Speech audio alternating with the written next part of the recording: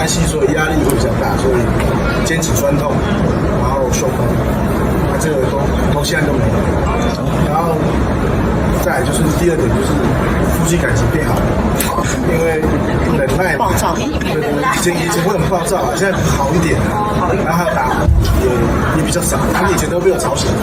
睡不着了，就2、3点打呼他都睡不着，他现在比较死，然后他们比较美，